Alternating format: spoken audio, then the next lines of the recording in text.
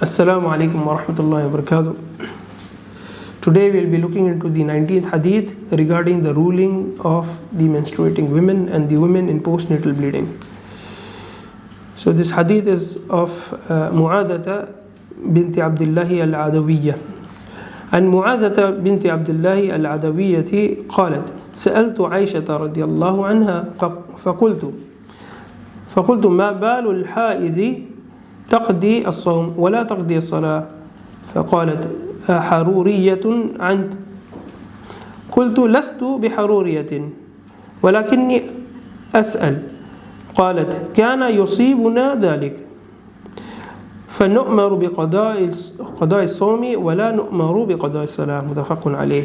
Mu'adha bint Abdullah al-Adawiyya said, I asked Aisha radiallahu anha, why is it that a menstruating woman makes up her fasting but does not make up her prayers? Aisha radiallahu ta'ala anha, she said, are you one of the Haruriyya? And I'll explain what is this. I said, I am not from the Haruriyya.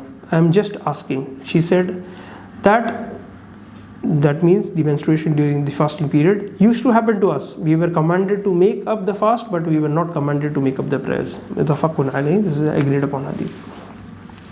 So this hadith is evidence that a menstruating woman and the woman with postnatal bleeding, by consensus, is not allowed to fast. They break their fast in Ramadan and make it up. It has come in the hadith of Abu Sa'id al-Khudri that the Prophet sallallahu alaihi wasallam said, أليس إذا حاضت لم تصلي ولم تصم فقلنا بلى قال فذلك من نقصان دينها. Isn't it true that when she menstruates she doesn't pray nor fast? We said, of course. He said, that is from the deficiency of her religion. This hadith is reported by Bukhari and Muslim. So this hadith talks about one issue where Aisha radiallahu ta'ala anha asks her, are you from Al-Haruriyya? So Al-Haruriyya is an attribution to a village in Iraq close to Kufa. And the first group of Khawarij came who revolted against Ali radiallahu ta'ala anhu. They settled there. It is said about the one who had the belief of the Khawarij, that is Haruri, from their extremism in the religion is that they alone held the view that the menstruating woman makes up her prayer and fasting. So they were of the opinion that the menstruating woman would make her prayer and fasting, whereas the Prophet ﷺ commanded that you should make up your fast but not the prayers. So it is from the mercy of Allah subhanahu wa ta'ala upon the woman that the salah is repeated daily and the menstruation normally repeats itself monthly. Therefore, there is hardship in obligating her to make up the prayers. So this is the issue. Whereas when it comes to the month of Ramadan is repeated, it's a yearly act of worship. So it is easy for the women to complete the fast. So this is the explanation that the Shaykh brings. Therefore, there is a hardship in obligating her to make up the prayers. The devotion in her returning to them after her menstruation does not require added devotion of making them up. Nor making them up does take away from her devotion. Therefore, fasting is a yearly worship. There is no hardship in making it up. Rather, it is a benefit for the woman. Wallahu alimun hakim. And Allah is all-knowing, all-wise. Surah An-Nisa. The fifth issue that the Shaykh brings is if a woman menstruated or had postnatal bleeding in the middle of the day, her fast is invalid for that day, even if it was before the setting of the sun only by a moment. It is obligatory on her to make up that day unless it was a voluntary fast, in which case her making up would be voluntary. This is because making it up takes the same ruling as the original performance.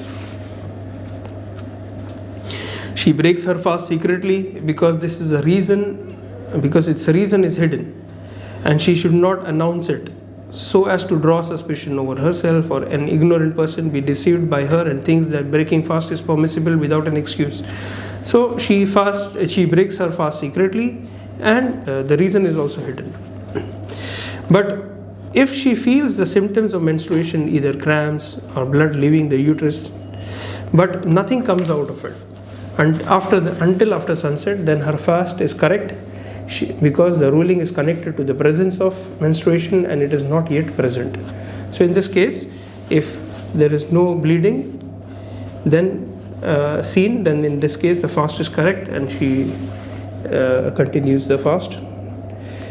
The ninth issue that the Sheikh brings is, if a menstruating woman became purified during the daytime of Ramadan, fasting that day is not correct due to the presence of what negates fasting during the first part of the day. So the first issue that the Sheikh was talking was when the menstruation started, when she was already fasting. Now the second issue that he is talking about is that she becomes pure during the fast, so she should not continue to fast the day. There are those from the people of knowledge who say she refrains from eating and drinking for the rest of the day out of respect of the time, and she makes up that day.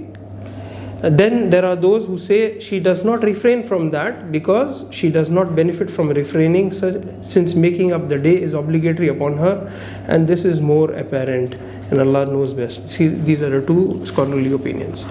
And if she becomes purified in the night of Ramadan, even if it was before Fajr by a moment, and the blood stopped, she sees purity, it is obligatory on her to fast because she is the one who is required to fast. This is even if she does not bathe until after the entrance of Fajr as has preceded, because having already bathed is not a condition for fasting. If the woman experiences postnatal bleeding and becomes purified before 40 days, it is obligatory on her to fast. If that is in Ramadan, she does what other pure women do. There is no limit to how short postnatal bleeding can be. This is the other issue that the Sheikh brings. And the fourth issue is regarding the unnatural blood, which is istihada.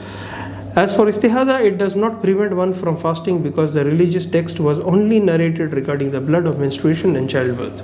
This is because the blood of istihada is continuous while the blood of menstruation is temporary, and because the blood of istihada does not prevent one from salah nor from tawaf around the house, and likewise fasting. This is by the consensus of the people of knowledge, and Allah knows best.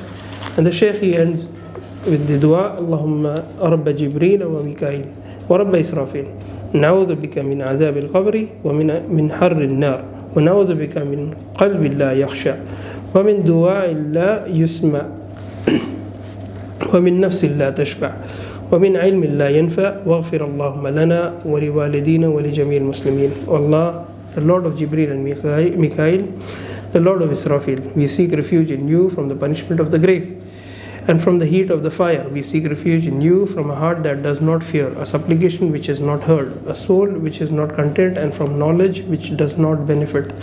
And forgive us, O Allah, our parents and all the Muslims. Wa akhiru da'wana alhamdulillahi rabbil alameen.